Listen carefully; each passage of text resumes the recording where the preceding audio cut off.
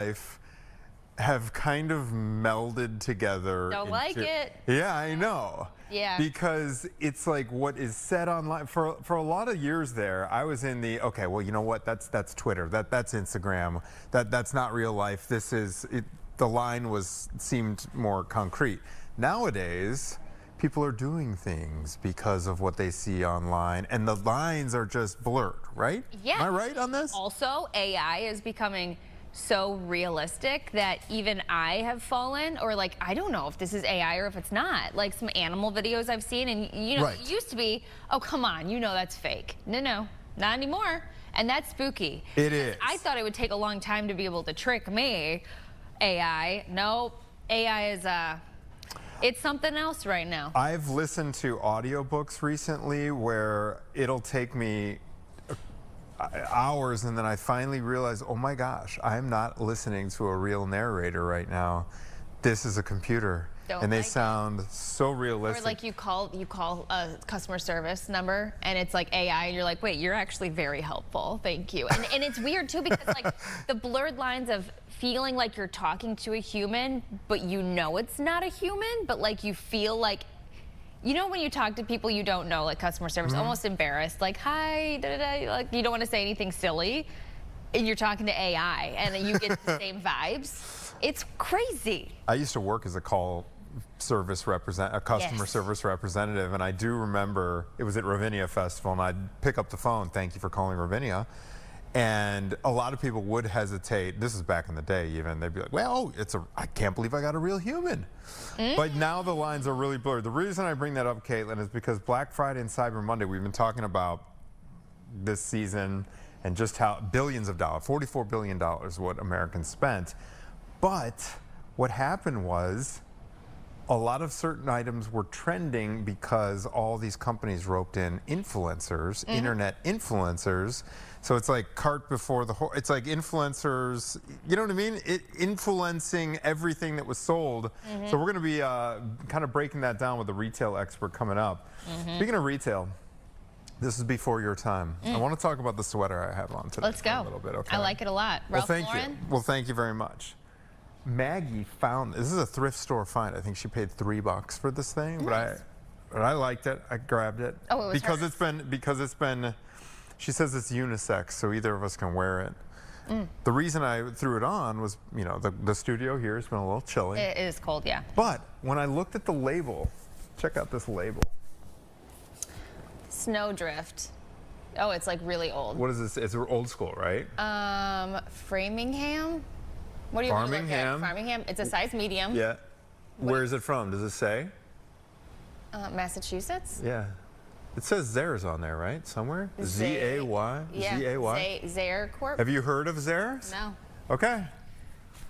What? Cue it up. What's I happening? had Brad prepare a couple of photos. Zayre's, baby. This is on North Lincoln. This department store, this goes back old school. You know, Woolworth. I don't know if you remember any of these names. No. Okay, like Woolworths, Montgomery Wards. This Montgomery Venture. Wards, yeah. Venture. Did you guys have Venture? No.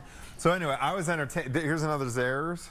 Oh my. This is a big deal. Oh Back in my. the, so this is old school. This I don't know how Maggie. No freaking Yeah. way. So- That's brand new. It's aged well. I don't know if it's good that I'm wearing it. It's made out of acrylic. How much does it? What does it smell like?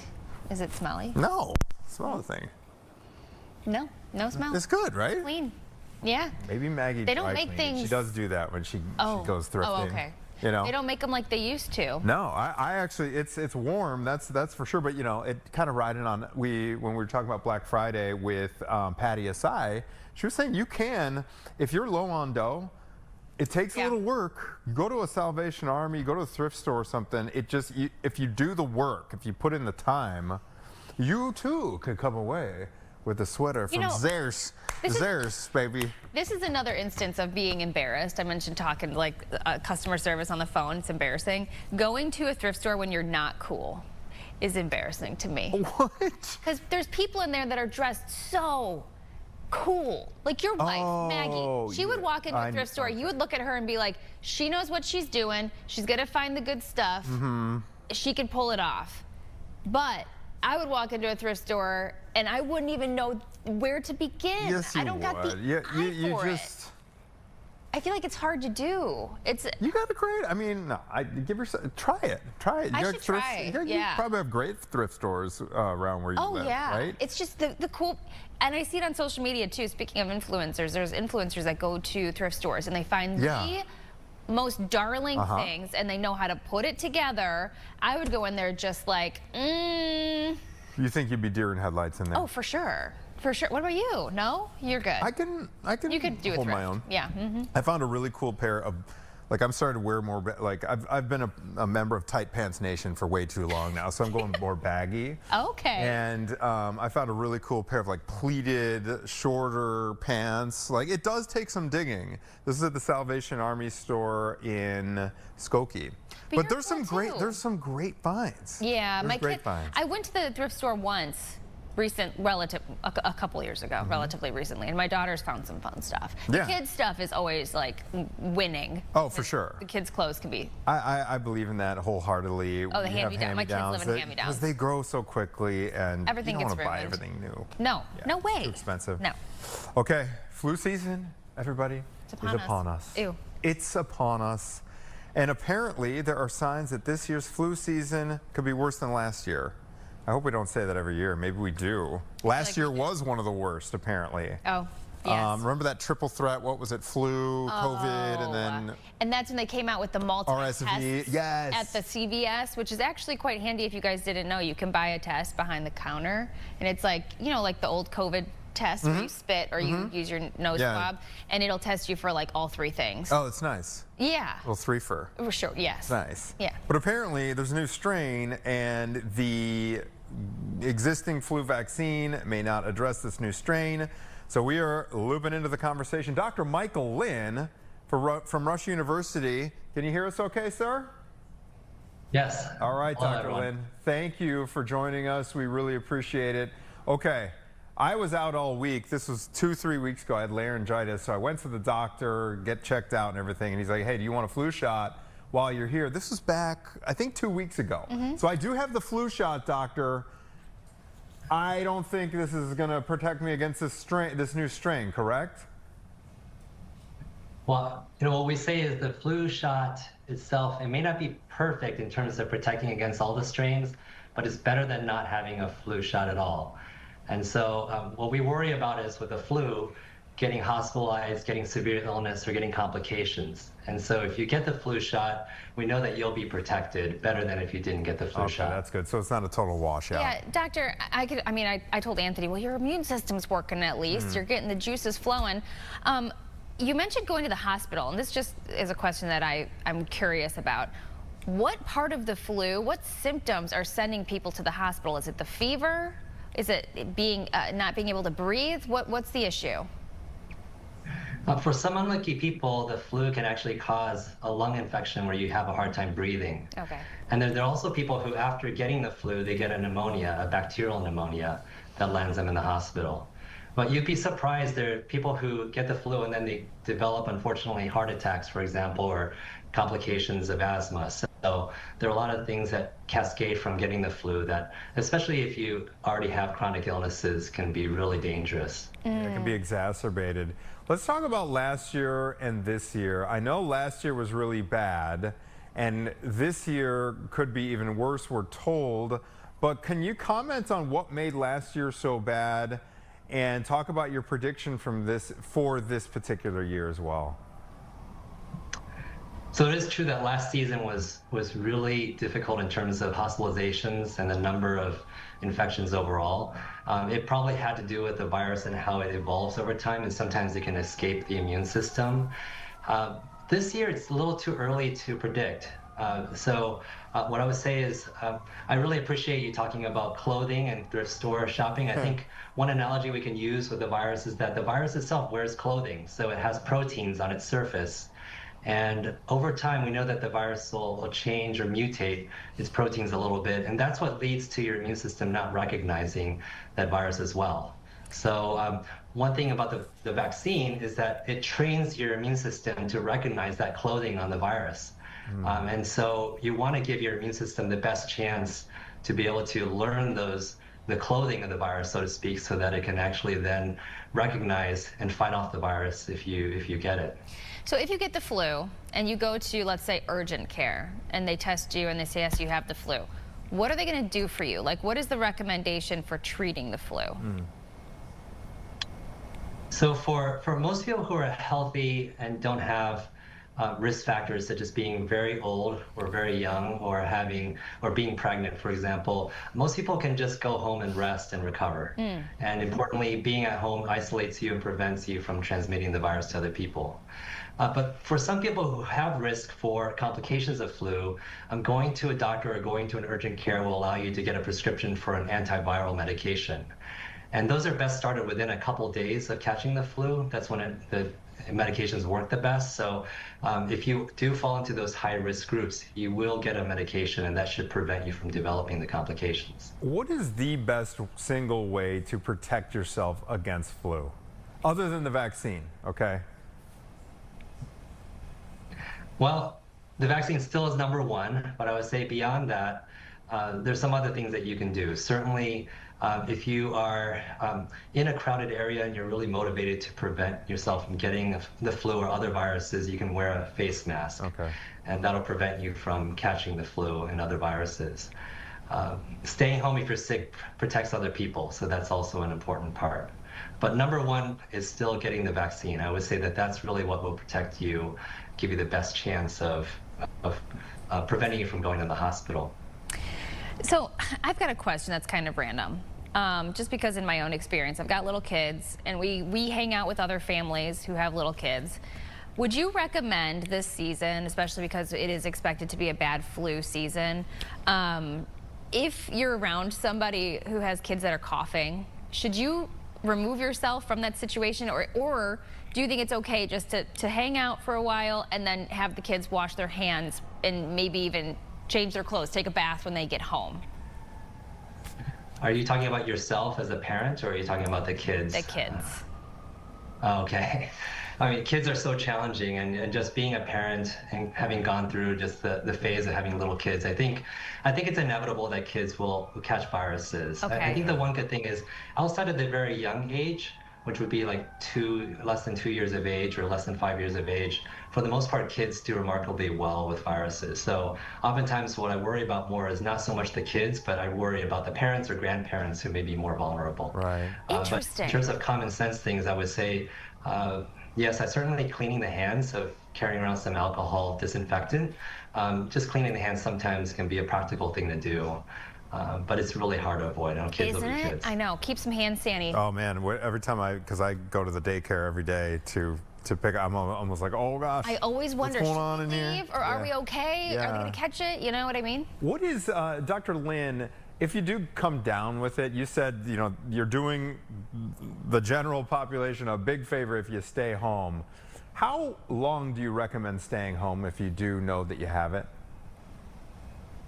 So what the CDC recommends, and I think this is practical, is to stay home until you're not having a fever for 24 hours without fever-reducing medications, and that your symptoms generally are improved or almost resolved. So at that point, you can leave your isolation, leave your home, and go back into what you're normally doing. But the CDC also recommends for the next 5 days to take enhanced precautions, so wearing a face mask yourself, so that in case you still have some lingering virus, that you're not spreading it to other people. So I think that's pretty practical. Mostly just focused on your symptoms recovering and also your fever going away. Doctor, what else are you seeing this season so far in the Chicago area? Because we've had a couple folks around here catch different illnesses already this season. Well, we're always watching for COVID, and COVID actually had a little spike in the end of the summer. And so far, knock on wood, COVID is still at a low level. RSV is also something that we monitor very carefully, and especially for either children or older adults. And that's still in its early phases. So I would say right now, we are seeing an uptick in flu. That's the first sign that we're seeing. And so this is a great time to get vaccinated.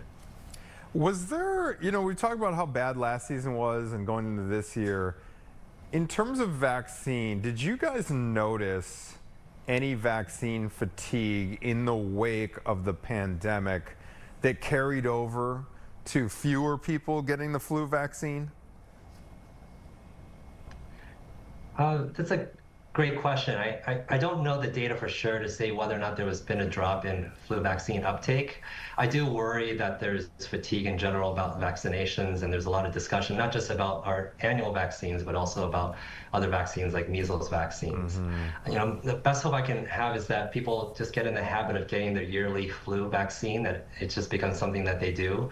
And this is because the flu virus itself is evolving every year. And so we do need to make sure that the vaccine matches that, and that we can teach everyone's immune system to be able to recognize that newer flu strain when it comes. Speaking of everybody getting sick, all the kids, they're coughing on each other, the snot, the things. If we have kids and we want to get them vaccinated, what if they're sick? If your kid has a cough, if your kid has a runny nose, which is pretty much constant, especially if you have multiple children, one of them has something, can they still get the shot without having, you know, further issues with their current illness? Yeah, that's a very practical question. I would say that for the most part, the flu vaccine itself doesn't have very much side effects, especially in children. If anything, it may give the person 1 day or so of a sore arm and maybe a little fatigue. And so you do have to just kind of balance that. If your child's already feeling lousy, I think it's reasonable to wait until they're feeling better.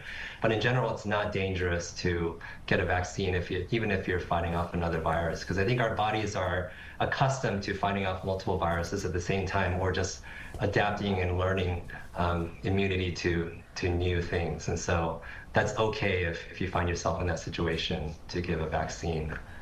Okay. Now, in any given flu season, are there always multiple strains floating around concurrently? You know, I mentioned that I got my flu shot a couple weeks ago, but it's not going to specifically affect me against this particular strain. But I assume if the existing one is still floating around, I'm protected against that. That's right. So currently in the flu season, we're seeing 3 strains of the flu virus going around. So there's 2 A types and 1 B type. And so when the manufacturers of the vaccines are choosing the strains to go into the vaccine, they're looking earlier in the year, because they need about a 6-month lead time in order to create the vaccine, to see how to match up to the viruses. So we do know that the vaccine itself, even with the early data, the matches and the effectiveness are looking good. And for this one clade K, subclade K for H3N2, even if it's not perfect, it's still decent. And so we're expecting there to be some protection, better than none. Ugh, okay. So you're talking about how this season is just getting started. Can you give us some hope? Or when are we going to ramp up, hit that peak, and then come down with all the illnesses for the season? Yeah, so every flu season is different, but we typically expect the flu to peak at around December or early January, and then start to tail off in March. Okay. So every flu season, we just have to kind of see what happens. So all I can say is that it is coming. We don't know necessarily how bad it's going to be, but there's no reason to panic. I mean, we have great tools to be able to fight the virus. We have vaccines, we have antiviral medications, and we have a robust healthcare system. So the main thing is just to do what you can do, which is get your vaccine, and that's the best way to protect yourself. Okay, last question, and we got to let you go, Dr. Lin. Family gatherings coming up, Christmas, other holidays, New Year's. Common sense tips for folks, reasonable common sense tips to protect ourselves as we kind of near this peak. Yeah, so, and we just came off of Thanksgiving gatherings. I think that the most common sense things would be to let everyone know, hey, if you're sick, it's okay to stay home. Don't show up sick and risk having other people catch your cold or your flu, depending on what you have. And I think having everyone vaccinated, or at least encouraging vaccination in your family or your group is always, I think, a positive thing. I think for those people who have to be there and who may be having the sniffles, I think it's practical to wear a mask if you're close by other people. That at least is a way for somebody to come in and participate and reduce the risk of transmission. So those are some of the things that I would recommend. Maybe the hand sanitizer as well. I know we got to wrap it up, but I have to ask you one more question because it just came to mind after Anthony's question. Is there a way to increase our immunity? Should we be taking extra vitamin C, vitamin D, elderberry before these events, or will that not make a difference? People have studied vitamins, and particularly vitamin C, for preventing the cold, but there really isn't good evidence to suggest that it will work. So in general, we don't recommend any particular nutritional supplements. Save your money, basically, and you can just focus on the other things that we discussed, including getting the vaccine. That's the biggest bang for the buck. Thank you very much. Dr. Michael Lin with Rush University. Appreciate your time, sir. Happy holidays. Happy holidays. Thanks for having healthy, me. Sir. That's funny. One of my best friends growing up, his parents were both doctors, and when we take our vitamins and everything, they always said that's really expensive pee, because you're just goes right out your body. You're peeing it out. That's really expensive pee. That's what they would say. But I mean, I still take vitamin D every day. Yeah, and those emergency packs. Right. I used to really chug those when I was sick, but I don't know. I don't know if it makes Maybe there's a placebo. Sure. Yeah. Maybe. You can't get it. Okay, we are going to take a quick break. When we come back, we're going to talk about influencers and shopping trends. A lot of you got your holiday shopping started these last weeks.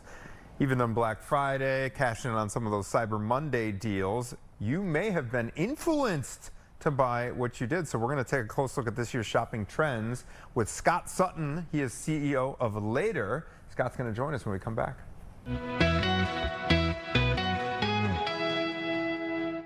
Diamonds.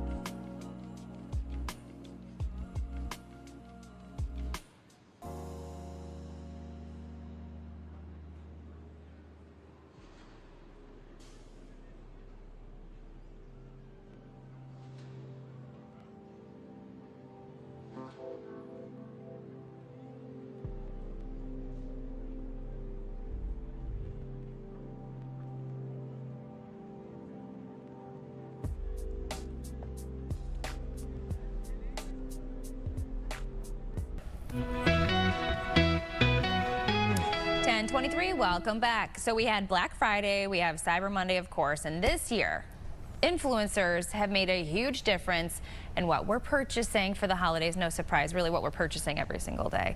So we're going to take a look back at the past couple of days, that Black Friday and Cyber Monday shopping, and how you may have been influenced. Maybe you didn't even realize you were being influenced on what you bought. So this is Scott Sutton. He is the CEO of Later. Like Latergram. So tell us about your company. He just gave us a little preview, but I want him to tell you guys your company Later and how it does work with influencers. Awesome. Yeah, thanks for having me. Sure. Yeah, Later's the top influencer marketing and social media management company out there. And we have a huge amount of creators that are helping to drive commerce and content with their audiences, help, consumers discover amazing products they love. And then we're helping connect them with brands who also want to promote products. So we're really bridging that creator universe with the brands and then consumers ultimately. At what point in your social media career, we've been broadcasters for a long time. How long have you been on Facebook? Was that the first one you were on? Oh, I have no idea how long. Yeah, I mean, it feels like it's almost been like 20 years at this point. Yeah, I think so. But at what point do you get to the level that you would engage someone like you to be like, okay, hey, you know what? I could throw on some, pair of workout pants from a certain brand and maybe get some dough. You know, I think it's remarkable. The barrier to entry to earn as a creator now is lower than it's ever been. Really? You can sign up. That's one of the things we pride ourselves on. We have a company called Mavely, and we pride ourselves on supporting the everyday creator. And the original company was founded based on mom's favorite things shared with other moms, and they're actually able to earn commission. So it was discovering products in this really authentic way, a way that was true to the experience of the person sharing it. But you can share a link, you can have someone click it. If you have as few as 100 followers, 1,000, you know, the dollars start to ramp up and the audience starts to ramp up as you grow larger, and then brands get more interested to play ball. But you can really get started even if you only have a few hundred followers. Wow. So are you like an influencing manager, like an influencer manager? Like so you would be the person who they're like, okay, contact this person if you want some ads from my page.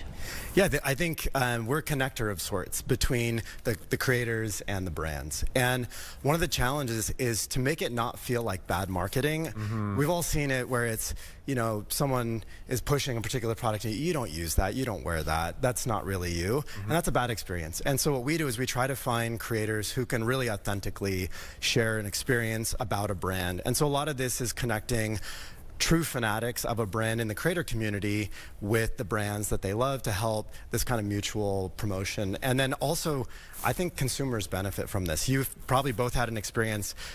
My family is, you know, we bought all these Lola blankets and we discovered them online, the softest blankets. Oh. We found them, we got influenced, and we're super happy. And that's the perfect experience because Yeah, the creator made money, the brand sold an amazing product, and we love that blanket every day. My kids are wrapped up in it all along the holidays. And that's the kind of experience we want to create, where a creator wins, a brand wins, and the consumer finds something that they absolutely love. Well, let's talk about the impact of the things you kind of do. We have been reporting this morning that folks spent more than $14 billion on Cyber Monday, and then for Cyber Week, it was like upwards of $44 billion.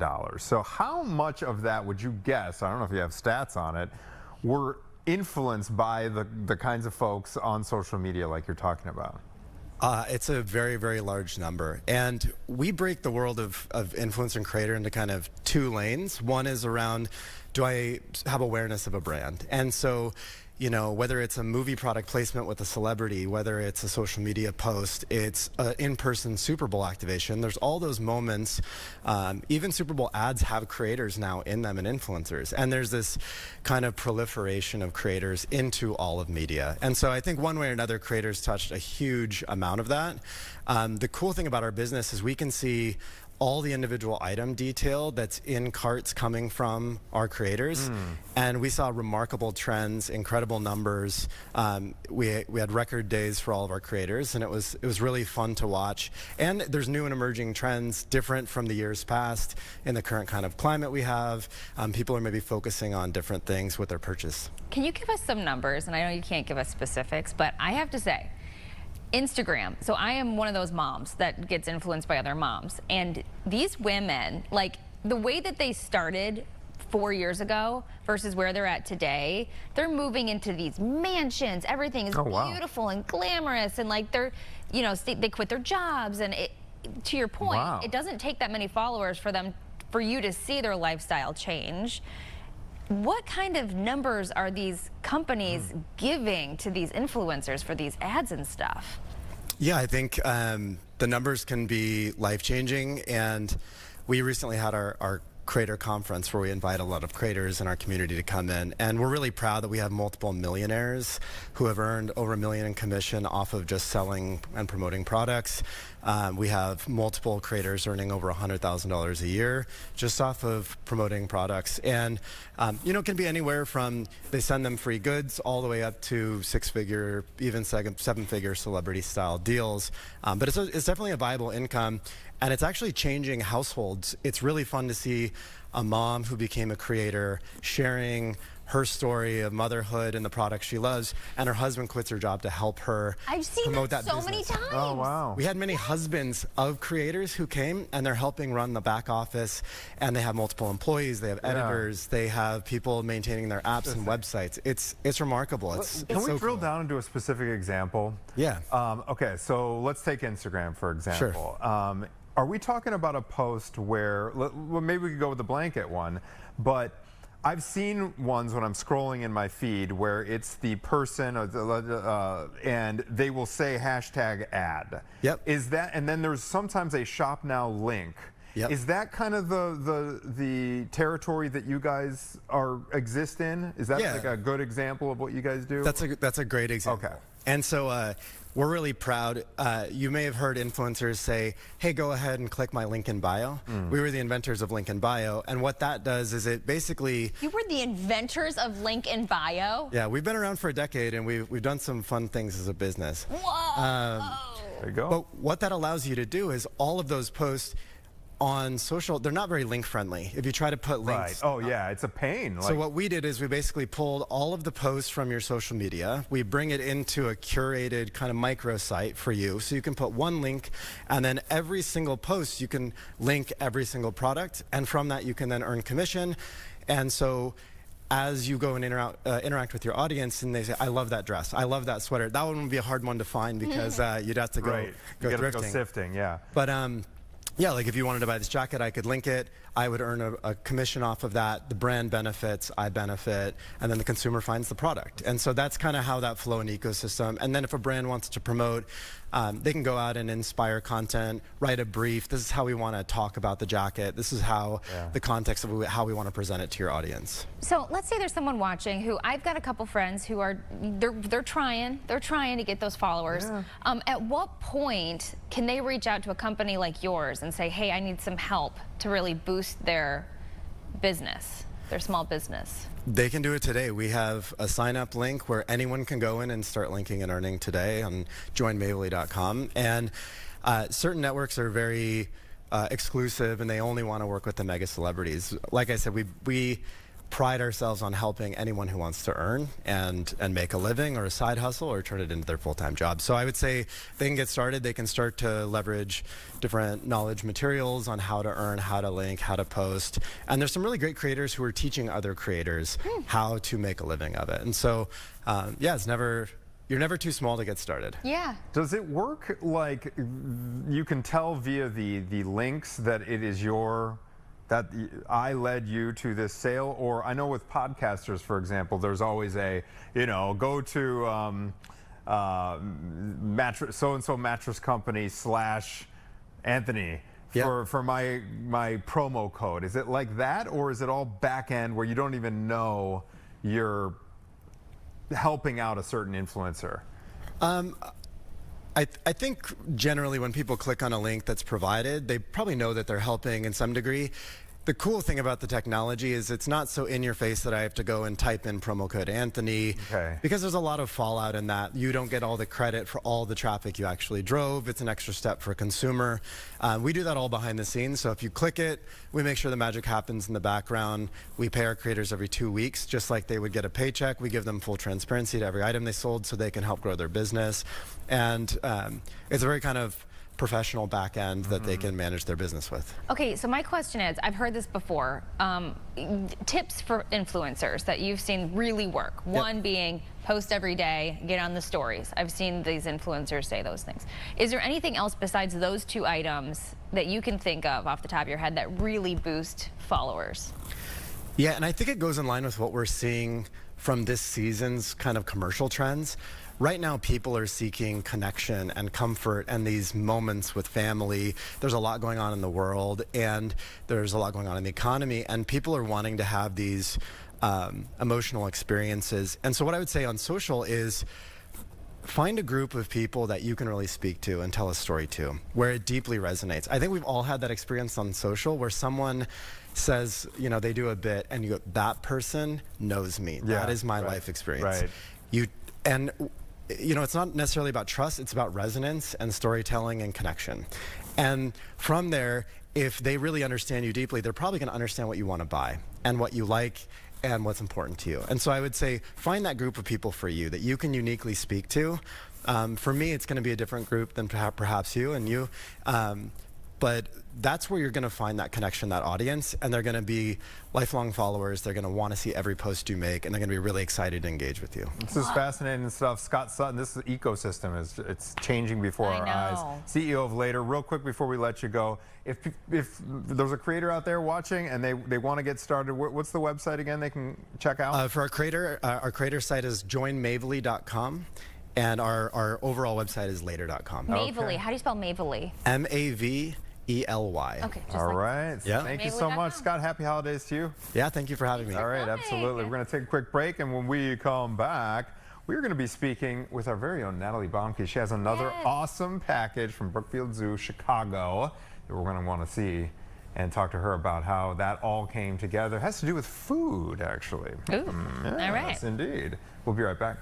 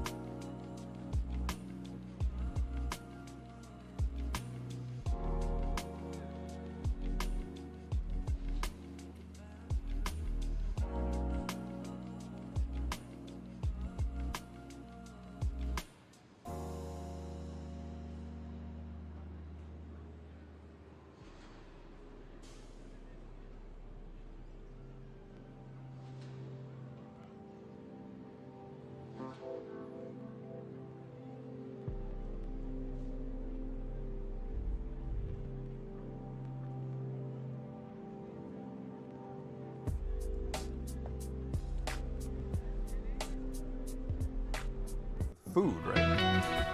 Hi.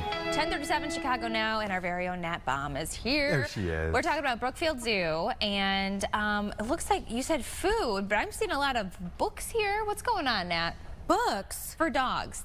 Okay. Names for...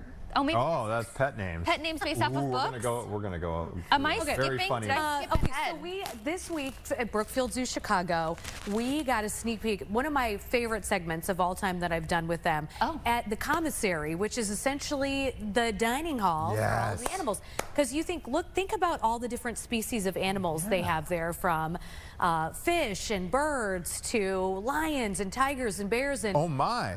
exactly. And Right? all of the food comes from one place. Take a look. We're back at Brookfield Zoo Chicago, and last week you saw us with the unique animal, the tamandua, and we were feeding it waxworms. I'm here with Dr. Mike, the president and CEO, and we are in the zoo commissary where those waxworms are served on a silver platter. Tell us about this place. Yeah, so this is our commissary where we make the diets for over 3,500 animals at the zoo, 500 different species. We've got every sort of food item you could almost imagine here within our commissary, and an incredible team that makes that happen every day. So we're one of a few zoos that have a full-time PhD level staff nutritionist that makes the diets. We've got a whole team of experts that prepare those diets on a daily basis and get them out to all the animals here at the zoo. Well, we're going to be preparing meals for the pangolin and the echidna today, and much like your Thanksgiving table, we've got dried soldier fly larvae and silkworms and dried mealworms. I mean, I couldn't think of anything better here, Dr. Mike.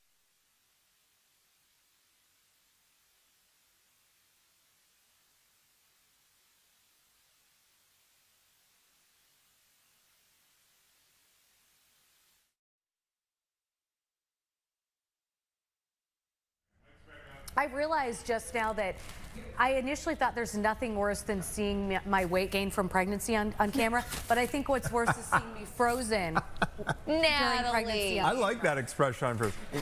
Obviously, he was saying something that really intrigued you, but that so this. Since we're having technical issues with the package itself, I was picturing like food court for the animals. You know, for humans we got like the Sbarro, you know, the anti-ants. For the so this is mealworms, waxworms. Waxworms. What else do we have in the commissary? They have everything, because I was just saying, you think of all of the, oh, my hair is blocking the microphone. You think of all of the different types of animals in there. And so when I visit, oftentimes when I visit to make sure that the animals are comfortable and come out of, you know, behind the scenes, when we profile the animals, they will give them a treat. I mean, and it has ranged anywhere from frozen deceased rabbits for their Mexican gray wolves to brine shrimp for their moon jellies. I mean, it really spans. And, you know, some animals just eat the same thing, like the koalas just ate eucalyptus. The eucalyptus leaves, that's all they want. And so they get this, they don't just like, you know, order online. There are businesses that provide just those items to the zoo. So they'll come in trucks and make the deliveries. For example, the lions often like a rib cage of a cow, let's say, you know, or bones from a cow. And so maybe a business that works with zoos might work with a slaughterhouse and take those items and then sell them to the zoo. So it's interesting. The other thing too was the way that it is so much like a grocery store that you and I would go to. You guys, I'm waiting there to wrap up, and there are Flintstone vitamins and other types of human vitamins. And I said, who's taking those? They're like the monkeys, because surprisingly they don't make vitamins. They're Flintstone kids. They don't make vitamins for primates, and so they eat.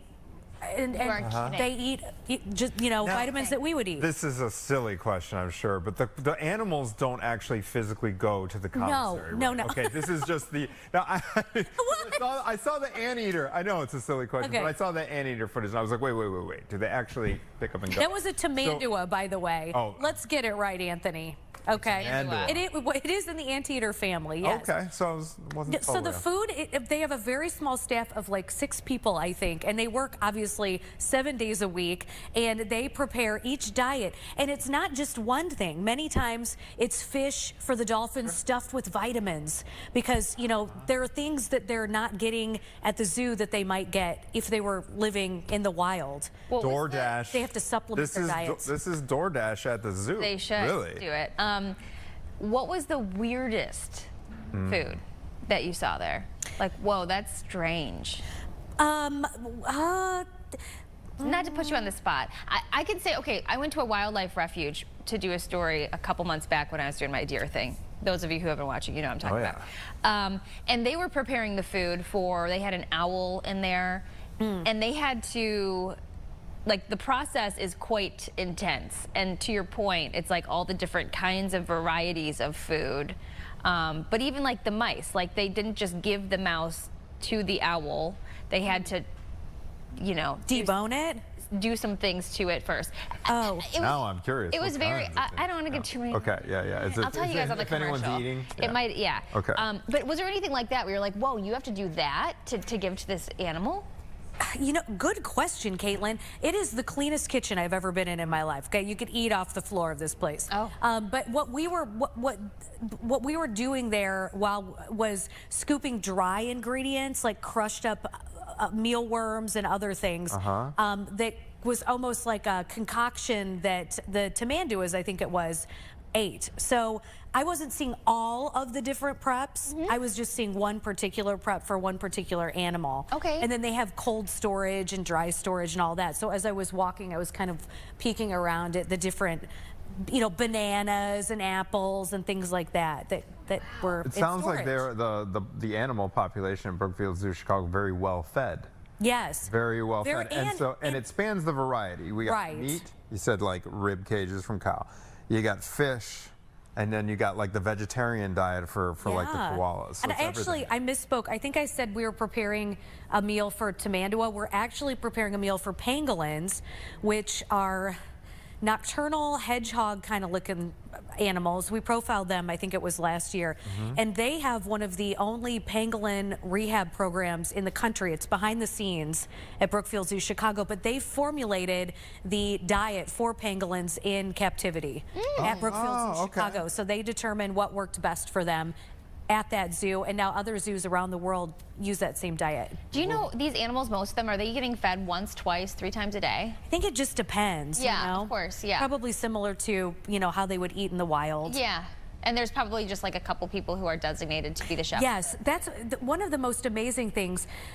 Oftentimes, like if we go visit the reptile area, it will be the same animal caretakers for that specific species. So anytime we go to the reptile house, it's always the same people. It's like, hey, Bill, how's it going? Mary, good to see you. I haven't seen you in a while.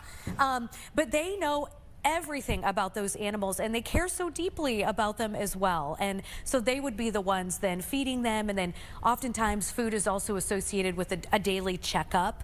You know, so as they're giving the dolphin their fish, they're kind of, you know, looking and making sure that everything is in working order. Fascinating. Well, we'll get your story posted to the website because I know we have a little issue. Natalie, that's fascinating stuff. So good. Thank you very much for sharing. And we're going to kind of transition here from animal food to human food when we come back, guys. Next Level Baker is a limited time holiday baking competition. It's airing right here on Fox. Starts tomorrow.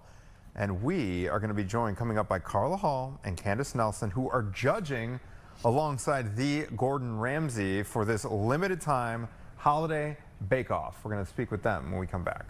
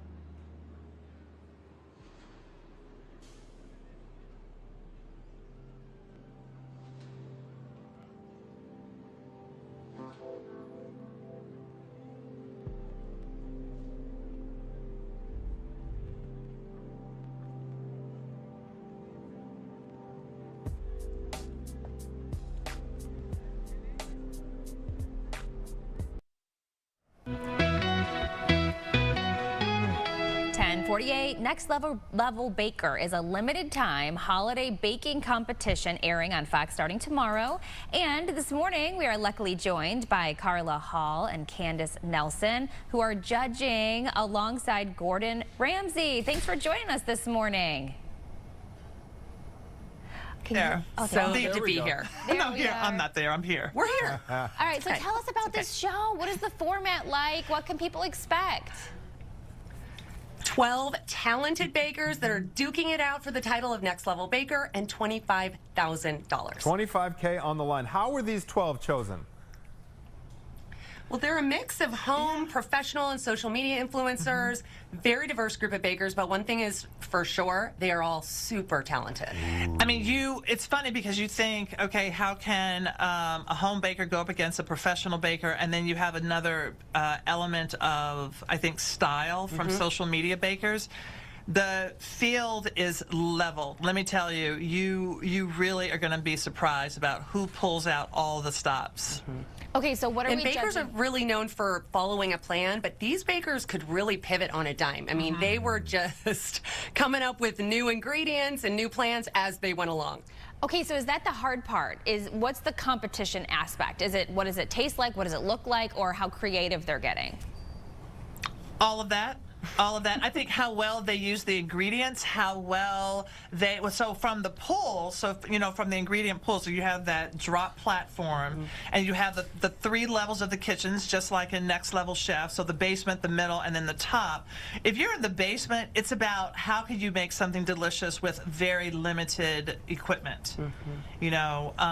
But and we're always throwing surprises at them, too. Yes. Mid-challenge surprises, so they don't know what's coming at them, and so they really have to have that ability to pivot. Oh man, that's so stressful. I could never do it, but I will enjoy watching and getting inspired. Ladies, we know this premieres tomorrow. What do folks need to know if they want to check it out right here on Fox? Have some snacks at home because you are going to get hungry. Gordon, just wait for his ugly sweater. Okay. And we promise it will get you in the holiday spirit, and no dishes required. Just watch the bakers bake. You don't have to do anything at home. I like it. Carla, Candace, last question. What's your dessert of choice? Oh. Real quick. Pecan pie. Gingerbread cookie. Classic. Boom. Yes. Boom. Ladies, Can't wait to tune in. Cannot wait. Thank you so much. Thanks for Thank having you. us. I'm going to be rooting for the at-home non-pros. Oh, yeah. You know what I mean? Just put Yeah. them up next to those pros and just stick it to them. You know, I bet the pros will make it really pretty, but it'll taste better from Right, the exactly. All right, so here is an interesting stat that we do not want to be This was a part of. surprising to me, actually. I know. All right, so Chicago traffic has just been ranked among the worst in the world. So we took the title from New York for Worst in the in the U.S., country. worst in the country, worst in America. We were tied with New York last year at this time, okay? And this is from the, by the way, we're using data from the firm INRIX. And what happened was New York City, and we floated this idea here in Chicago, implemented the congestion tax. Yeah. So that's designed to get cars out of Manhattan. You know, they charge them up the wazoo to get over one of the bridges. Yes, yes, And yes, it has yes. made a difference. It has made a difference in the downtown, the rush hour traffic. People aren't Here in coming as Chicago, we're not on board with that yet. And so we are the front runner in worst traffic in the world. But even worse, we're right behind Mexico City and Istanbul for worst You were just traffic in in the world. Mexico City. What was it like? Awful. Traffic-wise, awful. We had a great time. Yeah. No joke. When we were leaving, we stayed right downtown at a hotel. And we were leaving to get to the airport. Unfortunately, we left really early. I am not kidding you, Caitlin. It took us 45 minutes. We could have walked faster than, for the first, I would say, mile and a half of the ride from downtown to the airport, we could have walked faster than our car was going. We had 2 separate cabs that took us. I was worried that my kids were going to have a meltdown. You know, I was actually getting to that point. You ever get to that point? Panicky? Yeah, Like, I exactly. gotta Like, get oh out. my Yeah, gosh, this and it was is kind of hot, and we're crawling along, and you kind of get car sick and all Yep. that stuff. It was the whole thing. Nightmare. And so, yeah, Mexico. It doesn't surprise me that Mexico City's in the top 3, but Chicago traffic.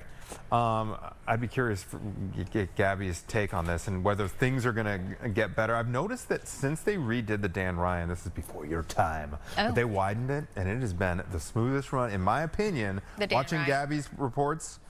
I take it every 20 minutes, day. It is Not bad. Exactly. That's why this surprises me, because I don't really have issues on the Dan Ryan. Now, 94. That's the best one, though. Oh, I see. I-55 is the up- worst Yeah. on this list. I-55. People lose a total of 112 hours a year from sitting in traffic, which equals just over 4.5 days. It says Chicago drivers say a 10% spike in average time wasted in traffic this year, which is, you know, like the South Shoreline, to your point, the Dan Ryan, if you are, you know, taking that route south. They say don't waste your time in traffic, just take the train. So at least we have some public transportation. Exactly. And I'm actually curious if, you know, a stat like this will influence city council and see if, and I'm not pushing this one way or the other, by the way, the congestion tax, because they floated that idea, you know, to get So into you'd the have to loop. pay more to get Exactly, downtown, like you would have, and then also I think there's a This may already be in effect, but a rideshare, like downtown surcharge, if you do take a rideshare into a certain geographic area within Chicago, there is a surcharge because, again, they're trying to get cars out of the downtown area. Is that where we're having the issues, or is it the highways? I mean, I guess people. I think both. I think all of it. I think all of it. I mean, the Kennedys obviously been god awful all year. Fortunately, that's kind of at the tail end of that project. So I hope that kind of, I don't know, lets up a little bit now that the express lanes, the reversibles are back open. Yeah. So unfortunately, we have to be the bearers of bad news on the traffic side of things. It's not good. If it's in your imagination, what the worst in the country. Literally the worst in the country. Yeah. That is wild. Okay, so our next story, it's kind of funny. Target swag bags, they're not it this year. They're just not it.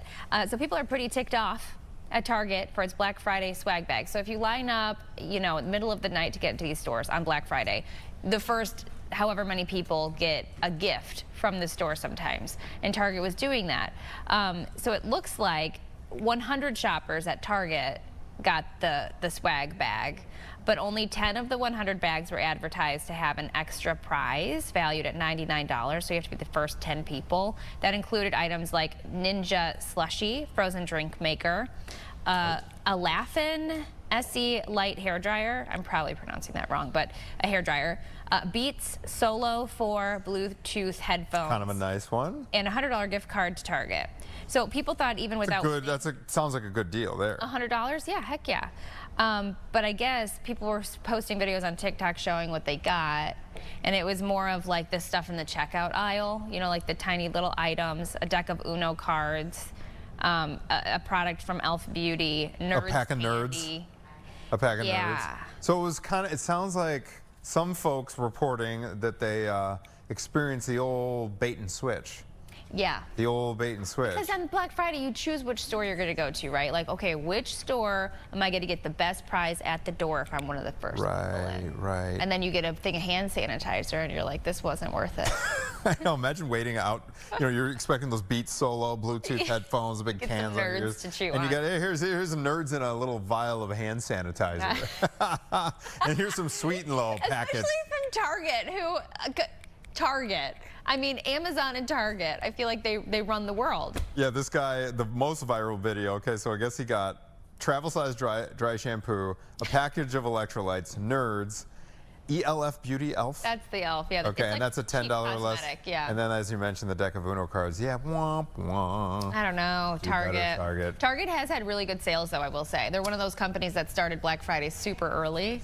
To be fair as well, and one of our finance experts has also said they have a matching price policy, I think in effect all the way up till Christmas Day, where if you buy it and then you find a lower price, you can actually go back to customer service and say, hey, can you match it? And apparently, I'm not vouching, but... No, they will. I did it. I bought something the next day, Anthony. Bought something the next day, 50% off.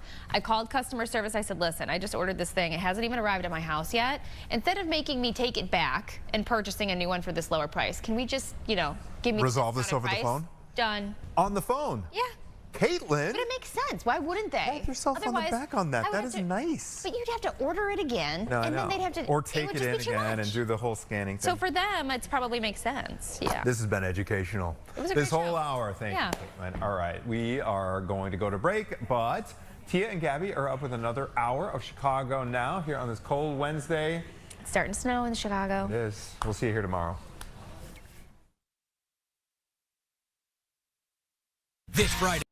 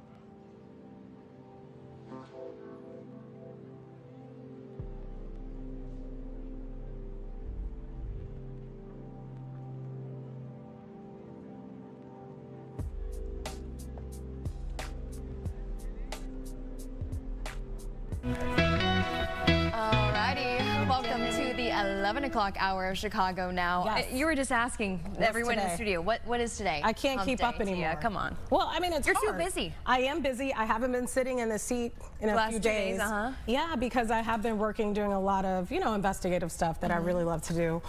So yeah, I have been away doing that. But it is good to be back to, kind of free my mind of everyone else's problems and, do something How did you fun. deal with the snowfall over the weekend and early this week? It's nice to see it happening right now. Oh, you know what? oh, look at that. It doesn't bother me. Is this blowing snow or is it just some flakes falling? I think it's falling because when you look at different areas, you can see it's coming down. It's Okay, at the there you beam. go. That's not stopping any action there. You know what? I don't mind it as long as I don't have to drive in it. It's all good with me. That's so true. As long as I don't have to drive in it. But it is Chicago. Born and raised here, used to this. When they give a snow day, or these days, I'm like, really for that? I remember. I'm like one of those people back in the day. I remember when I was in school. The snow was to your knees. So yeah, we have a lot coming up on the show today. Though we have comedian Jim Flanagan in the house. He's going to have several shows here in the city of Chicago, so he'll be joining us a little later. And we're also talking about we're also talking about these Trump accounts, which we've had some news stories about. So it's going to be interesting to get a little bit more of a perspective what exactly is going to go down.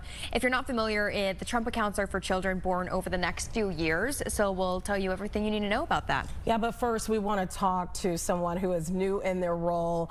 We want to talk to the new CEO of Loretto Hospital, president and CEO of the hospital. The hospital had its own share of issues, but we have new people at the helm now, and with us is Taysa Anawishki, who is joining us. Did I get it right? Anawishki. I was so close. You were close. Yeah, I try to make sure I get those names right every time. First of all, thank you so much for taking time out this morning to speak with us, because this is a fresh start for the hospital, and it's no doubt that you want to put out there that there is a fresh start there. Let's first start with telling us about your background. I've been at the hospital for 15 years. I've served in several capacities. I came on as marketing. Marketing was my background, and so knew data analytics and behavior, and so came on to start the marketing department. That led to me taking on community relations, led to our clinical outreach team, and then I took on fund development and our foundation, and so served in several capacities. And prior to this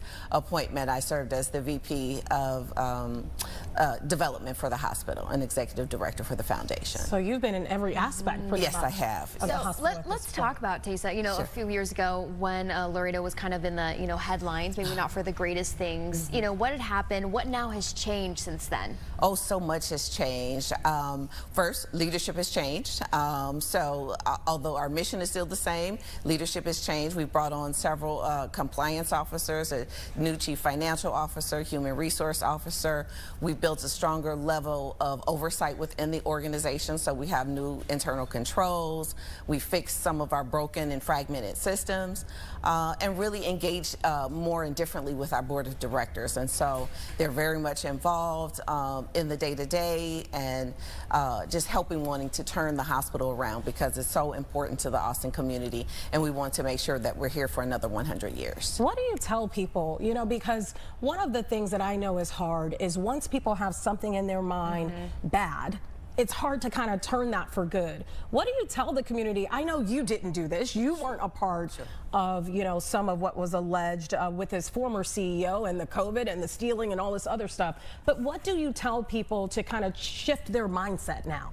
Oh, when we talk about the importance of the hospital in terms of addressing healthcare disparities, on the west side of Chicago, it's a 20-year difference between 7-minute drive from the West Loop or to the west side of Chicago. And so we talk about the importance of the work that the hospital has done over 100 years. Yes, there was this blip in the radar through those past incidents, but we have come a long way. We have done a lot of good in 100 years, and we want to be focused on the present and the future and not the past. That will not be our legacy. We have an amazing team at the hospital that is really committed to serving the community and making sure that we're addressing healthcare disparities and that individuals have access to care. And so we really talk about that commitment of the staff.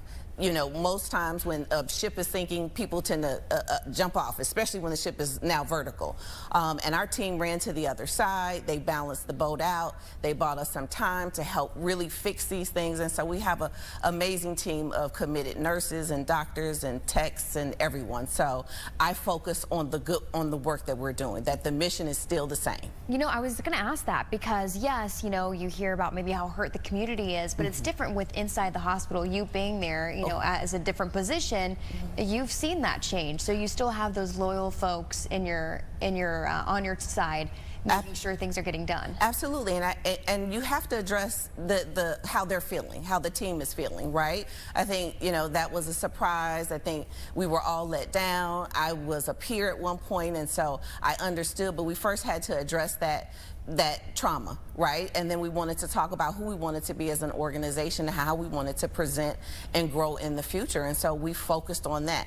We turned the tide, that's behind us, and let's focus on the future. Being that you were with the hospital as long as you were before this position, were you always eyeing this job, or was this a situation where after seeing all this bad stuff, you're like, well, heck, I could do this too, and I'd be better at it because I've seen so much. How did you find yourself in this role? So the board of directors had reached out to me. They really wanted someone who had time and tenure and really understood the inner workings of the hospital, and having served in so many capacities in the hospital, it was a natural fit when they asked me would I do it. Of course, I was surprised, and I was like, me?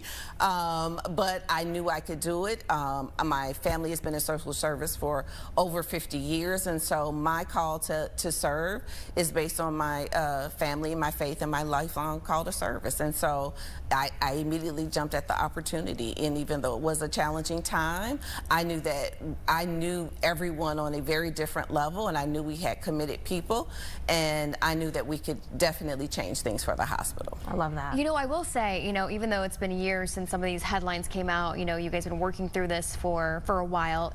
Even truthfully, Tia and I, you know, when I let us know, like, all right, this is going to be the interview that we have, we're like, oh, really? That's interesting. Like, they're going to talk to us about this. Yeah. And you know, that means that you guys are, you know, holding yourselves accountable, talking about what's new and fresh.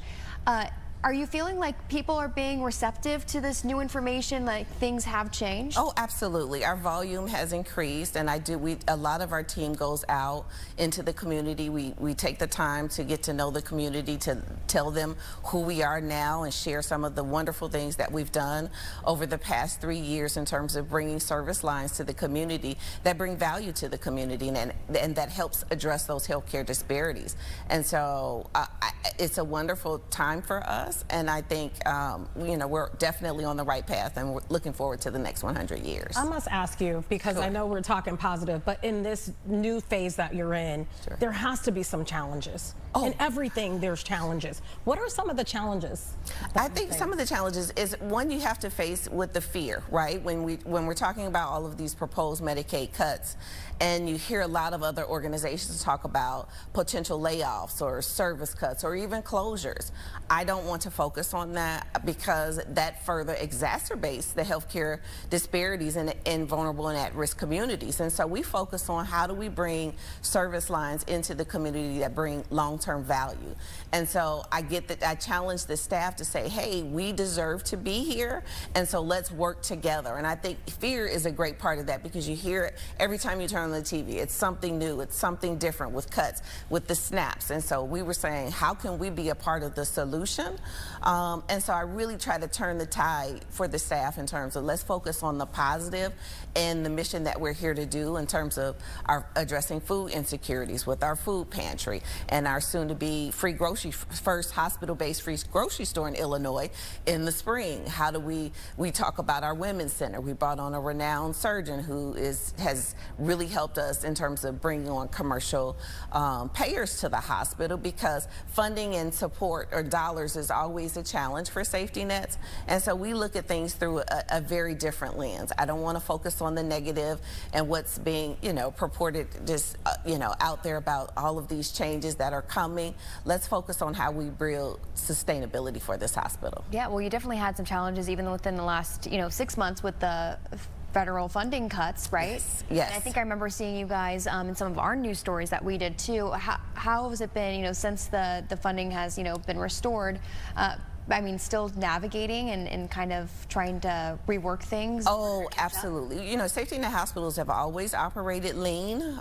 We have no choice. Loretto Hospital serves an 84% Medicaid population. So when you talk about cuts, and so let me, you know, for an example, we get paid on average 32 cents on the dollar. So we knew we had to be innovative on how do we create sustainability to reduce our over-reliance on the state and federal funding, and how do we do that? We know that we can do that by bringing in more commercial payers and really partnering with some of the larger institutions with some of the capacity issues. No one should have to wait 3, 6, 9 months for a diagnostic test when you have your safety net partners out there in the community that are just extremely valuable and that can really lend an effort so that we can get people treated faster and improve the overall quality of life for everyone. Taysa, when I look at you, one of the things I think of is over the years of covering news and talking to CEOs of hospitals, they're always I'm always talking to a guy. I feel like I'm always sitting, oftentimes, or it's a male. Are you the first female in this role, or have there been women before?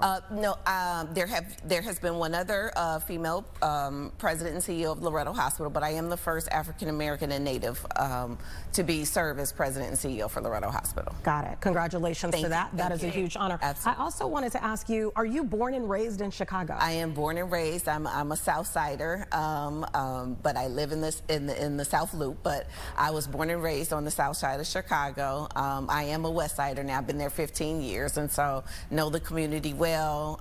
Have very meaningful partnerships and relationships in the community. So I'm a dual citizen, if you will. Well, the reason why I ask that is because I think that I find oftentimes that people that come from the outside, they sometimes don't understand the real issues. Sure. But when you're born and raised, especially in a city like Chicago, you know, the South Side is different from the West Side. They're in the same city, but they're very different. The South Loop is different from the General Loop. So that's why I asked that question, because understanding the dynamics in your job is a challenge if you're not from here. Absolutely. And so I think it started when my background is marketing and behavior, right? And so we get to learn one another.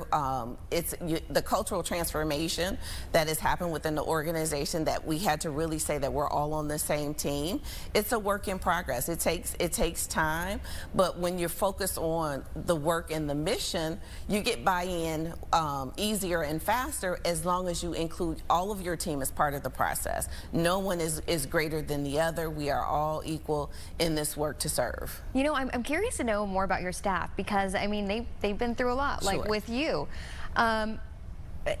You know, who are some of the people on your team? Are they from Chicago as well? Are they from the West Side community? Are they commuting in? Oh, yes, a lot are from Chicago. I brought back a couple of people that were there in my earlier years and had moved on, but I knew their work ethic. I knew that they would serve as a benefit to the hospital, and so we brought some of those individuals back. But most of all of our individuals in our executive leadership team are from Chicago.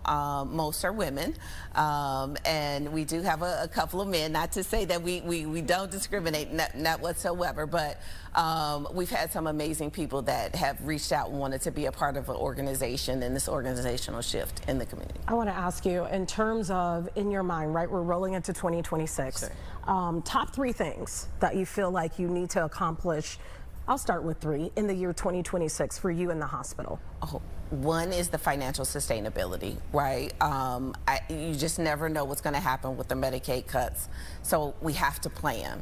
But we have to plan so that we can continue to serve those that are most vulnerable and need us the most. And so how do we build financial sustainability?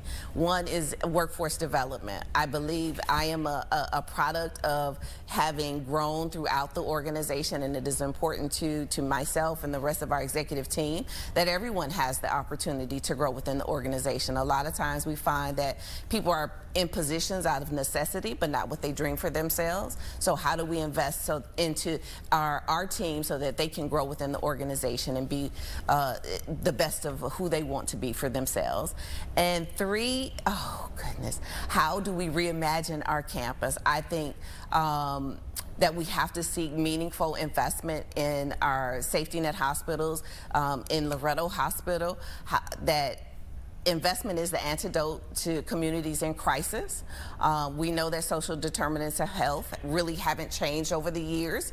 I think we need to look at those not just as I don't have gas or I don't have a transportation, but I may not be able to afford gas for my car. So we have to look at those things differently, and how do we collaborate with some of the amazing organizations in the community different, so that we are building a campus where no one would have to walk more than 500 feet to get the services that they need. Well, even this grocery store, I mean, that's pretty incredible. Can you tell us a little bit more about that? You said in the spring it should be open? Yes, so we have a partnership with Greater Chicago Food Depository, and so we'll be opening our the first hospital-based free grocery store in Illinois in the spring. That's and exciting. So Yeah. yes, it's amazing because one, we started with our food pantry about a year and a half ago, or two winters ago, and we did that because we knew we needed to address the food insecurity, but when we were putting out the dry goods or the canned goods, we recognized the individuals that were coming in need were hungry right now. So we quickly pivoted to individual package meals. So you can come in and grab one if you're hungry. One, we know that not does it only address the food insecurity, but those that are in recovery, it helps support recovery as long as they have access to food and they're not hungry. The data shows that it helps improve that process. But so then we knew that we still needed to address the overall families in the community that were challenged with food insecurity on a day-to-day basis, and how do we do that? And so our Chief Impact and Strategy Officer said, Polly Gates, she said, we need to do this. And so we created the partnerships, and we were able to get that locked in, and so we're planning for that now. I love that. And they do some really great work, the Greater Food Depository. Oh, they do. Yes, they really do. We actually have a mission to help them right now, actually, Yes, on our website, so you can check that out. Okay, so you weren't expecting this. Gabby wasn't either. But I figure it can't be all, serious. We gotta have fun. I like to have fun. Okay, so we're gonna play a little this or that with you, if you're okay with that. Okay, so Illuminatis or Giordano's? Illuminati. Okay. Harold's, because you're on the west side, or Uncle Remus? Uncle Remus. You love that flavor. Okay, stepping or footwork? Stepping. Okay, got it. Yes. And Jennifer Hudson or Shaka Khan? Oh, that's a hard one. Now that was just wrong. Well, I have a quick bit. My mom used to babysit Shaka Khan. No I think younger. Wow, that's incredible. Her aunt is one of my my mother's friends. So I would say Shaka, just because I gotta honor that relationship. Okay, and here's my last one. I just came up with this. This is the wild card question. Common or Kanye? Common. Okay, I figured. Southsider. Common, yes. Yes, Common. Kanye's too controversial anyway. Yes. I could understand that. Yes. Well, thank you for playing along. Thank you. And congratulations in your new role. I mean, that's some big shoes to fill, but it sounds like you're more than prepared for it. Yeah. So. Thank you. Thank you so much for having me and the opportunity to share all the wonderful things we're doing, and more great things are coming. So we will have I you look forward back. to Yeah, sharing to talk about that grocery store. That's for incredible, sure. yeah. Absolutely. Thank you so much. All right, we'll be right back with comedian Jim Flanagan after this break.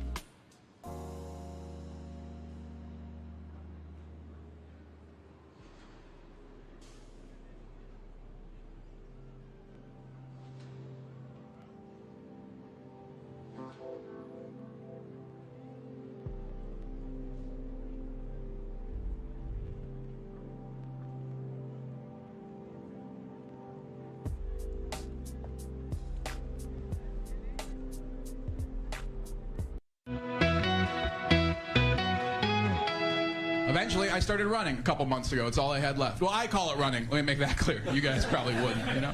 Like if you're going by speed, it's jogging, right? But if you're going by effort, it's running. You know? Like if you saw it out the window, you'd be like, oh, someone's out for a jog. But if you heard it through that window, you're like, hey, I think there's an animal dying outside. That's me. Oh, there's always something good to see at Zany's Comedy Clubs in Rosemont and Chicago, and you're going to have to add one more person to your list, comedian Jim Flanagan. Next weekend, he'll be there. He's here in studio to give us a preview of your show. We love seeing the clips. We do.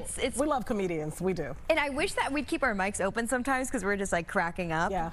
Well, you can hear it there. Thank you so much for coming in and being with us. This is an honor. I'm really excited to be here with you guys. So I take it you don't jog or run or... I try not to. Okay. I really don't. I mean, it's a last resort, you know. I used it to lose some weight. I started by walking like 10 miles a day. But when you live here, it gets too cold to do that in the winter, so I had to find other ways to almost exercise. And so what are those ways? They opened a boxing gym by my house, so I went over there, signed up to be a ring announcer, did anything but actually doing the work, you know? You're like, you know what, I'll do that instead. Anything else, yeah. Okay, you're from Chicago. You said you're from suburban Chicago. Close enough. You're on Where are you from again? I grew up in the suburbs. I grew up in Glendale Heights, which is DuPage County, which I consider Chicago. However, not everyone on this panel does. So we're close. You know, that starts argument. But it does start arguments, but anywhere outside of here, you have to say it. You do, because they don't know where it's at. Otherwise, it just leads to more questions. That's true. Even when I told you Glendale Heights, you kind of just looked at me funny. You're like, I think I've heard of it. People act like it's Iowa, but it's DuPage County. We've got an airport. We're not too far away. An airport that, you know, it's not commercial, but you're right. You're right. You're honest. It's not commercial. You're saying suburban Chicago. You're not just saying Chicago to a lot of people. All right, but you're on a tour around the country. I've been everywhere. Tell us about what you're bringing here back to your hometown then. Yeah, no, I'm just excited to be back. You know, this is my favorite club, my home clubs. I mean, once a year I get to headline Zany's, so I do a Friday, Saturday downtown, and then I do a Sunday in Rosemont. So it's great. It's right before the holidays. It's the type of thing you can bring family out to if you have family in town. If you have family you want to get rid of, you can send them. Or you can leave them home to watch the kids and you can go. I mean, however you want to do it. But it's a great time. It's a lot of fun, and we've got some great people. One of my favorite comics, Maggie Hughes-DiPaolo, one of Chicago's own, who's been on this show, will be opening for me, and we're going to have a great time. Being that you've been traveling around the country doing this, what is the craziest thing that you've experienced? Good question. I just spent the summer in Alaska doing stand-up on cruise ships, and I wouldn't recommend it. The people of Alaska are awesome, but the idea of doing stand-up on a cruise ship is just, you shouldn't live with your audience. Does that make sense? Give it to me. Like as a performer, like anytime I'm in a room full of people, I'm never going to go, we should move in together, you know? True, yeah. Normally, you do a show and you walk away and you're done. But this, like the next morning, you're at breakfast. One day I'm at breakfast and the guy just goes, hey, you're Flanagan, the comedian. I go, yeah. He goes, it wasn't for me. Could have said nothing, you know? I'll take my breakfast to go now. What do you say in that instance? Nothing. I just said I'll take my breakfast to go. And I'm going to spend the rest of the day trying not to crawl out a tiny round window. Well, you know, but Alaskan cruises are kind of like the Cadillac of like. You should come to the show. Hilarious. We're gonna let Tia get it together. That's funny. It is. Love funny. it. Go ahead. I'm sorry. But like, I mean, you have to, like, those are really nice cruises. Like, that's not just like your 2-day trip to Baja California. No, and the people are there to see stuff, so it's very nice. But you're living with them for a longer time. It's cool, but as a performer, so 7 days. Ooh, that is a long time. And then you kind of hit a reset button and you get a new. But for that first day, you're anonymous again. You know what I mean? And you start all over. But then by day 3 of the next week, you're like, all right, let's get some new people in here. So but was there anyone like actually like following you around the cruise ship to like? That's what I was like, going to ask. Constantly wanting a woman, to. A man, like, hey, your jokes. I don't know. They're not following you, but if they run into you, they will say anything because they're on vacation. They don't think about it. Like I was on an elevator one time, and a lady just gets on, and she's like, "Oh, hey, let's take a photo." And we took a photo, and I go, "Hey, did you enjoy the show?" She goes, "Oh, we didn't go." And then I never saw her again. And I think about her every day. You know what I mean? Like I hope her whole camera roll is just full of stuff they didn't do on their vacation. That's hilarious. People are just like, "How was Alaska?" She's like, "This is a comedian we didn't see. This is a hotel we didn't stay at, and this is Birmingham, Alabama." You know? I must ask you, being that and how long were you on the ship? So I was out there for about 6 weeks over the summer. So 6 weeks. So are you dating? Are you in a relationship? Were people hitting on you on that cruise? Because that's where people really get a lot of, courage, especially liquid courage? Yeah. It's a great question. So I am dating. On the cruise ship, you're not allowed anywhere near the passengers. The guest or anyone. You are kind of quarantined from them. Other than the breakfast hall. Oh yeah, I mean, yeah. You're allowed to talk to them, but nothing further than that. And they make that very clear because someone has to have ruined it, right? Like that's not just a rule you make up for no reason. So I kind of want to know the stories that forced it to be that way. But it makes it difficult when you're traveling a lot. But yeah, but it's fun. I love dating, and I love just traveling the country. In some ways makes it harder. In some ways makes it easier. You can put up with a lot when you only see each other a couple days at a time. Yeah. You know what I mean? It's a lot easier. Yeah, that's very true, actually. Can you have visitors when you're doing this job on the cruise ship? Not on those. No. Okay. So I think occasionally after a while you can, but normally you're just out So there. you're kind of like a prisoner. You really are. Yeah. You really are. I mean, wow. Yeah, we're going to go this route with it, but yeah, this is my therapy for it right now. Thanks for bringing it up, Gabby. What has been really classy, like nice way? What has been the highlight of your career so far? The highlight of my whole career. Wow, it's a great question. I think the first time I got to play theaters. Sometimes you get to open for people in theaters when you're coming up, and it's just such an exciting feeling. A couple of weeks ago, I got to open for a friend's Netflix special, which is just exciting to like be part of that production, and just that they trust you with the care of opening that show. You know what I mean? That they think you're funny enough, you're right enough for their audience to be the person that really sets the table for them. So it's cool to see things of that nature, and just travel in the country. I love it. Where do you grab inspiration from? Because I always think you guys do so much. Like, how do you know what direction to go? How has your comedy changed throughout the years? Yeah, that's a really great question. I mean, I think you grab inspiration from anywhere, from random conversations. I mean, some of the things we're talking about were just random things that people say to you, I think we just look at things a different way. I just did another cruise. It's not all I do. It's funny. But it's a way we supplement our income. And over Thanksgiving, I did a cruise to the Caribbean, and just thinking about that's a weird because you're kind of like reenacting what brought us to Thanksgiving in the first place. You know what I mean? It's just like 2,000 people getting on a ship going to a foreign country. Like that had to make them a little terrified when we showed up that morning. We're Thanksgiving all over again. You're hilarious. So true. So looking at your career from the beginning until now, would you say you've evolved? Because we change as people, for sure, right? Yeah. And so how has that been, watching yourself kind of evolve in comedy? Yeah, I'm a joke writer, so there are certain things that kind of always stay with you because they, even as you grow and change, like the jokes are still good, right? But then there's other things that were where I was at a place in my life, and then that changes and you kind of grow past it. Also, everything you do, like you guys know in your careers, everything you've done up until now helped you prepare for this moment, right? True. So your previous interviews help you for your next interview, better or worse. And I think that's the same thing with comedy. Everything you've done, every joke you've written, every experience you had, just kind of they're building blocks for you just to keep getting better. I think my stuff is smarter now. I think it's more mature. I think it's grown with me and my audience. When you're in your 20s, you're partying a lot more, right? And you're talking a lot more about partying. Now I think I still talk about it some, but from the perspective of it passing me by, You being the old guy in the room? Well, and now like I don't drink anymore, and I thought that like when I quit drinking, there was a lot of stuff wrong with me that I thought was just going to get better, and then it didn't. And now you're supposed to deal with it like a grown-up, right? And like those things that happen to you that you're not really expecting, and kind of so I think your perspective changes more than anything else. Yeah, you're right. There are so many growing points, but like for you get immediate reaction. Like for us, we're behind the camera, so we don't see anyone in their living room like, ooh, like that was bad. Do you have any like really humbling moments throughout your career, like one that stands out to you? Yeah, when I first started, I had read a book on how to handle hecklers, and I was ready for it because you don't know what the experience is going to be like.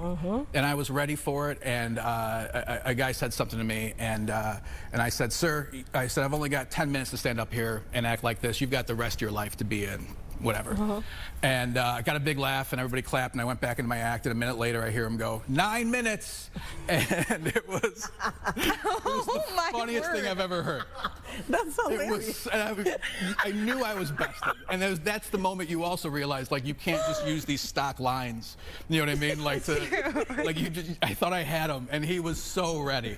Man, I wish I had seen that guy ever again. Do you find that hecklers now, because we do see a lot of comedians, like especially on social media, they're like using the hecklers as like a means of really in some ways making income. Do you find that some of these like audience members now, they do want to be part of the show? You really do. You have people who come to shows for that reason, and that's scary because it's not like what everyone does, you know? Sometimes they'll come to a normal show and they're like, well, this is what I saw on TikTok. Well, this isn't TikTok. You're in a live audience.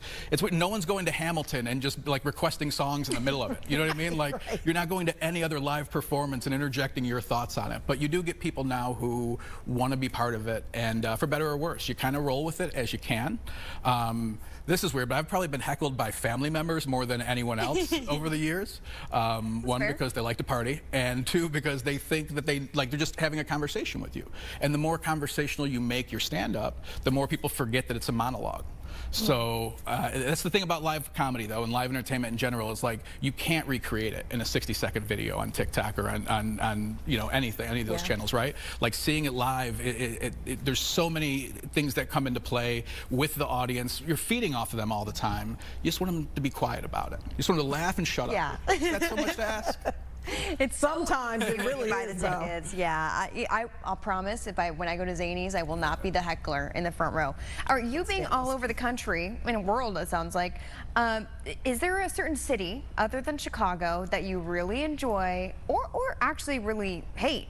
You don't have to say where it's at. It's a good question. No, I will. Who cares about them? Las Vegas is only both seen of it those matters. cities. You know what I mean? Like, I can understand that. you know, like, because when I go, I play the MGM Grand, you're there for a week, which is too long, right? You're allowed to go to Vegas for 3 days or you can live there. Those are the only options that are, like, anything in the middle is not right. The other thing about Vegas is the city changes around you.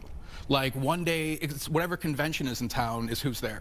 So like on Monday, it's dentists. On Tuesday, it's porn stars. On Thursday, it's the rodeo. And you're just like, what happened? I leave my hotel room, it's just a different place entirely. I was there last weekend during the Formula One race. I don't know if you guys are familiar with Formula One. It's great, but their fans, it's not like NASCAR. Like their fans are like wealthy, like ultra wealthy Europeans. So true. And when you're surrounded by people doing a little better than you, it can be aspirational, right? But when you're surrounded by people with generational wealth, you just get mad at your ancestors, you know? You're like, why didn't grandma do better? You know, they left there to come here. Like they should have stayed where they were at. Doing great. Oh, that's so true. So you get to experience the world in a city like Vegas, and it's my favorite place and sometimes my least favorite place for that same reason. You know, that is such a good point. It does make change sense. throughout the week. And based on the days, because there's a different crowd on the Monday, convention. Not because even just the convention, but just the weekend turnaround is different. Yeah. I've been there when that happened, so I do understand that. One time it was clowns, and then the next day was UFC, and you're just like, I can imagine the two of them just back to back at the airport fighting, you know? Let me ask you, in terms of your career, is there something that you feel like you have not accomplished yet that you would like to accomplish? It's a really great question. What is that? Yeah, with stand-up and so many artistic forms, I think like you can have these goals that you don't have control over, right? I'd love to get on Netflix. I'd love to do something of that nature, but you really can't fully control that. You know, you don't know when the time is going to come, if your time comes at all. I'm a full-time working stand-up comic, get to travel the country and do this. People come see me. I love that.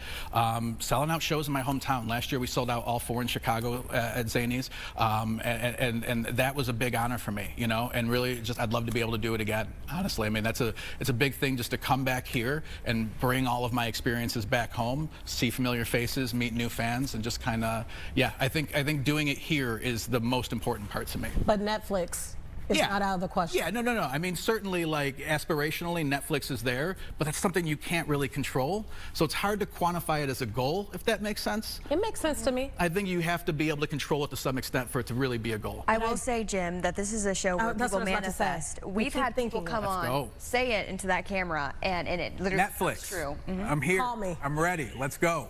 I made them laugh live. I can do the same for your people. You did, and we had a lot of comedians on. We have, and they haven't all made us I laugh. have to tell you off camera yesterday. That was quite interesting. Okay, so you're saying that Come to the shows, I'll tell you who it is. but you're saying that there's tickets available for next weekend. Yeah, for next weekend. So the 12th and 13th, I'm at Zanies in Chicago, and then the 14th, I'm in Rosemont. All You've been right, a lot Jim of fun. Flanagan. I needed those laughs. I We really did too. Yeah, it's not often that you genuinely laugh, Awesome. you know, and so you have done that, sir. did a All right, good thank job. you very much. Thanks for We'll having be right back after this break.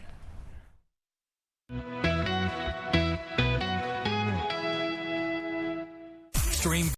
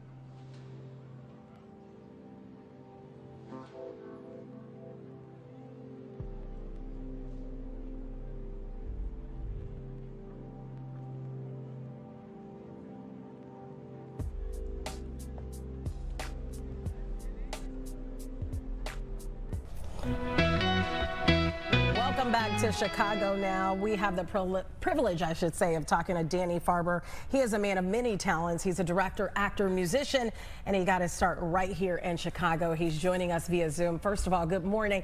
Thank you so much for your time and being with us. Oh my God, thank you guys so much for having me. How's your morning going? It's great. Going good. Where are you joining us from right now? Right now I'm in Los Angeles. Okay, I was hoping you weren't going to say like some suburb in Chicago. We wouldn't have you right here in this comfy Would be chair. wild. Okay, you have No. a lot of titles here, man, and it seems like you're working on a lot. Can you tell us just a little bit of what is in the works for you? Sure. Lately I've been directing these like 90-second vertical feature films. Are you guys familiar with the concept of like vertical dramas or micro-series at all? Yes, a little bit. I've ran into some on Facebook, actually. Yeah, that's what we're doing. So it's feature-length motion pictures that we cut up into like narrative TikTok segments. And lately I've been directing in Istanbul, in London, Vancouver, and Los Angeles. And it's been this kind of global phenomenon that's been really exciting to kind of get an audience back to watching longer form narrative content just in bite-sized little pieces of media. It's been a really, really exciting new part of the journey here. That is cool that you're honing in just on that. Okay, I have to say, Danny, that I was on your Instagram earlier, and I looked at your story, and your post said, "Loved making this with this team." And the title is, "I adopted my stolen baby." What is that about? That's hilarious. Yeah. Shout out from Arrow Films for that one. That is...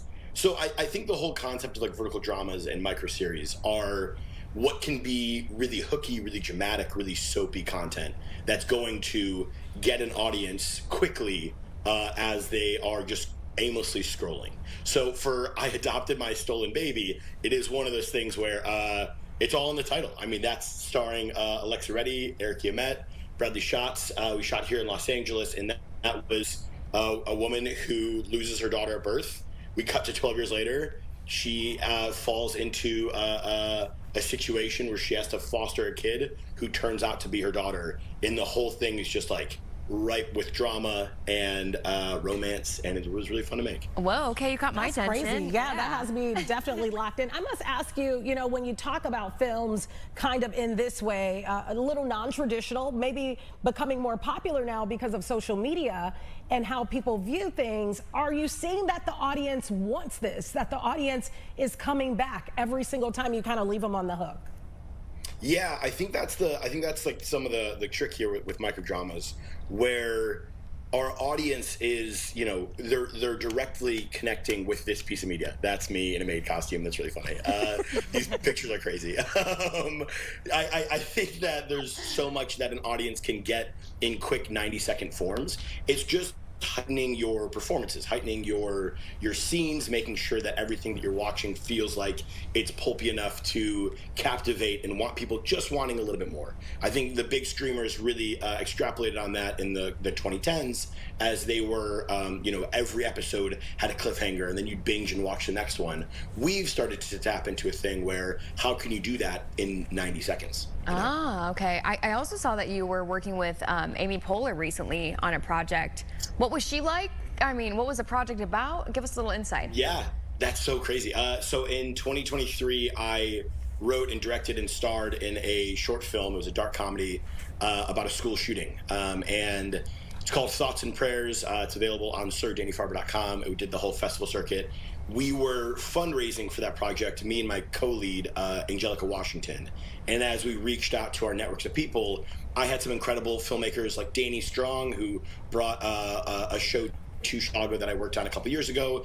Angelica has been in a ton of movies and TV shows. She asked her network of people, and Amy Poehler and Paper Kite were one of our contributing backers to adhere to the executive producer stance on the crowdfunding platform.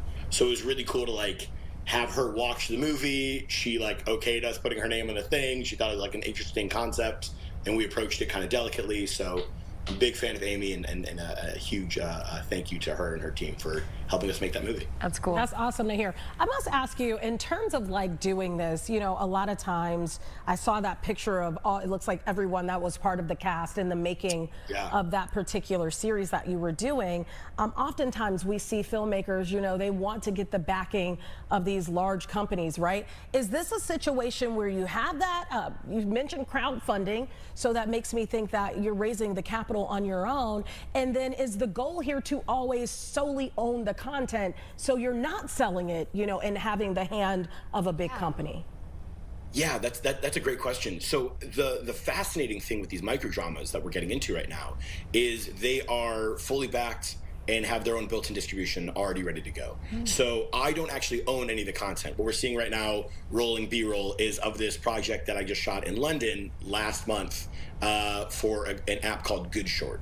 And all of these different companies have their own finance structure already kind of baked in, and their own audience that they've built. And as an independent filmmaker, as a director, I can come on and I can make a show and then leave, and the next month I'm with a different company in a different country making a different show. And, you know, hopefully I think in this industry, so much of it is like fostering good relationships and making, you know, reliable content at cost, under budget, non-schedule. And if you can do that and make it entertaining, like this one we're seeing right here, it is just a lot easier for these companies to want to have you back on. But, you know, I don't own any of the media as like a it's almost like I'm a director for hire in that sense, where they own the IP but they trust me to tell their story and make it. What's the benefit of that? Because when I think about everything you just said there, I think about, you know, filmmakers waiting for the next big project. But it sounds like in your case, you're constantly working. And that sounds like a benefit to me, because you're not waiting, you know, 2 years for the next big film to roll out. You know, it's funny, in the last 2 years, I've directed 24 feature-length films. That's the end of the sentence. Like, that is, I think, the benefit of a filmmaker. It's like every month it could be a new opportunity. Sometimes it's 2 scripts a month, sometimes it's 3 in a month, and that's crazy. But you're working with different teams and different apps and filmmakers and actors, and you're able to kind of see how the sausage gets made and try again and again and again and again. And in that process, you know, you're able to learn so much. And so, you know, it doesn't really, for me, it's not about like, I must raise the capital and own this thing outright. I'd rather just somebody watch my work. I feel like the 12 years I've been at this so far, you know, not everybody's going to watch the thing that I make if it's like that Amy Poehler one where she executive produced Thoughts and Prayers. I love that project. That was something really close to my heart. I was able to write and direct and star in it, but that had a very limited audience. Where these microdramas are fantastic. They have a built-in audience, a really rabid fan base that you're able to connect with instantaneously on social media, see their feedback and see kind of how the audience receives a piece of content that you're making in a movie that you're crafting, and then immediately go on to the next one without having to wait for development, distribution, all of that. It just ready, set, go. You know, I bet, Danny, I've seen some of your stuff without knowing it. What part of Chicagoland are you originally from? Originally from Deerfield, and then I went to DePaul. Had to have my let's go to DePaul. There you go. There it is. So then I was living in like Wicker Park and Lakeview, Lincoln Park, that whole like DePaul triangle for like 6 or 7 years. But I grew up in Deerfield. Okay, I asked that because, you know, at the end of the day, Chicago isn't Hollywood, right? There's not as many opportunities here as there are, you know, in Los Angeles. A lot of people are wanting to get into maybe your field, aspiring, you know, filmmakers or actors or music makers, all the hats that you wear. I guess, what's your advice to folks who want to get into this field, and how were you able to do it? Yeah, God, that's a great question. I have so much to credit to Chicago. I cut my teeth I went to DePaul's film school. They have an excellent film program. And then by the time I was 19, I was kind of ditching class, and I was trying to find every set that I could work on. Chicago's a great city to work in, at least in the early 2010s. It was like we had 1,000 different shows and commercials and music videos. But I think the thing that is wonderful for filmmakers or for musicians or aspiring actors in the city is Chicago's a place where people don't wait for permission. they just make it. So if you're able to get behind enough creative people and say, I have this drive, I have this tenacity, I think the city really appreciates that and will start to put you on and like want to see you succeed. I remember I was coming up right as Chance the Rapper was like everywhere, like exploding, and it was so cool. And quickly I just wanted to be a part of that ether and that circle. And it was working with local filmmakers like Austin Vestley or Elijah Alvarado, who were directing his music videos. And I just hit him up and I was like, dude, you guys are great. Whatever you need, I'm happy to be the person, with a broom. I'll be a production assistant, whatever you need. And the best piece of advice that I got was actually from a Chicago producer named Angie Gaffney, she's phenomenal. She does all of these indie films. And she told me when I was interning for her back when I was like 19, 20 years old, she said, if you want to work in this industry, you have to be okay going up and down the ladder. On Tuesday, you might be a director. Wednesday, you're back to PAing. As long as you're okay going up and down the ladder, you will always have a job in entertainment. And I think that was a really great piece of advice, because as you're building your network and your portfolio, you're able to see things from all different angles. And in a city like Chicago, there's 1,000 opportunities. You just might have to make them yourself, but there's enough creativity around you that will want to foster that. This is cheesy, but I have literally the chills because, and that's a part of the reason I love Chicago so much too. Actually, I grew up in Southern California, but people have such a great drive here. They know, and they're humble and they're just hard workers compared to maybe some folks. I won't say much. You were going to say in LA. You were going to say in LA. You were going to say in LA. Don't you start dissing LA. They'll come calling. All right. Well, Danny Farber, it has been an absolute pleasure having you on our show today. Hopefully we'll have you back next time in person. In person would be great. Thank you guys so much. We got to have you in person. Thank you, Danny. All right. Happy holidays to you. All right. Well, stay with us right here on Chicago Now. We are talking Trump accounts right after this break.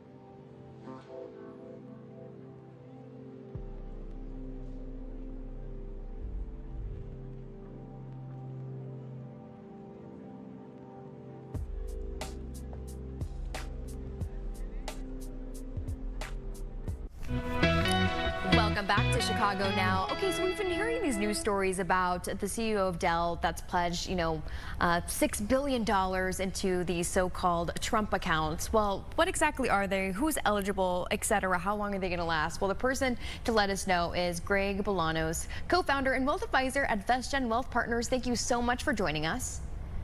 Hey, good to be with you. Yeah, that was big news on a Giving Tuesday. When anyone writes a check for $6.25 billion with a B, it makes a splash in the news, doesn't it? It does, and I think a lot of people still have questions. So what should folks know? I know that's a loaded question, but lay it out for us. What does this mean? Well, here, in simple terms, it's this. We had this new tax package, whether you're happy about it, don't like it, a part of the One Big Beautiful Bill Act contains something called a Trump account. And what is a Trump account? A Trump account is a new account that's designed to incentivize savings. Savings, whether it be for college, saving for one's retirement. And how is that incentive laid out in the so-called Trump account? Simple. If you have a newborn that's born in 2025 through 2028, they're going to be eligible to get their Trump account seeded with $1,000 for free. There's not many times that there's free money in America, and this is one of those cases. And obviously, there's lots of strategies that can be used for additional contribution, long-term growth, and we can get into those details if you want. Craig, I do want to get into that because I'm thinking, you know, you start with this account, the child reached 18, they could be really off to a good footing here financially. What are some of the benefits and what can you do to grow that account long term? Well, if we go back, here's what I want everyone to know first. Circle the date, July 4th, 2026. If you've got someone that you love and they love you back, whether you're mom, dad, grandma, grandpa, a guardian of any kind, you're going to want to go ahead and create that Trump account by notifying the taxing authorities. There's an IRS form to do so. Your child, depending on when they're born, may get the free $1,000. If not, your child's going to benefit possibly from getting $250 if they are already 3, 4, 5 years old. That comes from the Dell family. That's that $6.25 billion they donated. The maximum amount of money that can go into one of these accounts is $5,000 per year. Whether that comes from you, comes from your employer, $5,000 can go in. The money gets invested in dirt cheap, low cost index funds. That means you get to invest in a slice of America. You get to invest in innovation and change, all of those things that make America great. And that's where the compounding comes in, the eighth wonder of the world. And even if you just open the account with that first $1,000, that $1,000 without additional contributions could grow to more than $6,000. If you did $1,000 a year for the first 18 years, you'd have $60,000. But Caitlin, what if you put in the max, $5,000 a year, each year for 18 years, and then just didn't touch it until Medicare age 65? There'd be a couple $1 million in that account potentially. Wow, that's a game changer. So Craig, just to make it clear, when you get this money, it's not automatically going to go into one of these accounts. The person who's receiving it is going to have to put it into account, maybe search around, see what they, I don't know, what they go with, right? When it comes to choosing a place to contribute to. Well, there's a lot of details that we don't know yet. The wheels of progress turn slowly in government. We got the legislation. We know that the Trump accounts are going to be available for funding in July of 2026. We know that you fill out an IRS form 4547, to communicate to the taxing authorities that you want to open the account. Now, where that account's going to get opened, exactly how that $1,000 grant or how that $250 grant's going to get deposited, those are all things we don't know yet. But I think there's a reason to create some excitement and some buzz around this, because it's one more tool for every single family who wants to try to give that next generation a leg up. And whether it's a Trump account, whether it's a 529 savings plan, whatever it might be, this is just one more tool in the arsenal for Americans today.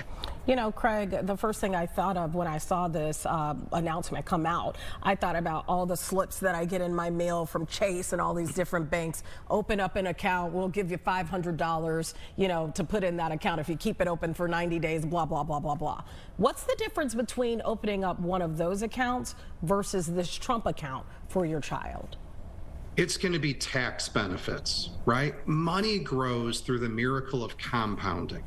And here, when you have tax deferred growth, That means the interest, the dividends, the appreciation, it's not going to be subject to tax each year while the money sits in the account and grows. That's very similar to a IRA or a 401k. That makes it a gigantic advantage when compared to a normal savings account that doesn't have that tax preference. I also think the fact that it's going to be mandated that it's invested, not earning interest, but invested in a dirt cheap, low cost index fund that gives someone no guarantee, but the potential to compound their wealth over time. And that's what these are. These are really time-based accounts. You can't touch the money until you're age 18. And the money, if it's not used for college, could be earmarked to be used for retirement, as we discussed earlier. Craig, thank you for making it easy to understand, because this is a complicated subject, especially with so many things that are still unknown. Quickly, because we're running out of time, where can people follow you, maybe get some more information when more details do start coming out? Yeah, exciting news. Circle your calendar, July 4th, 2026. And if you want to learn more, you can connect with us online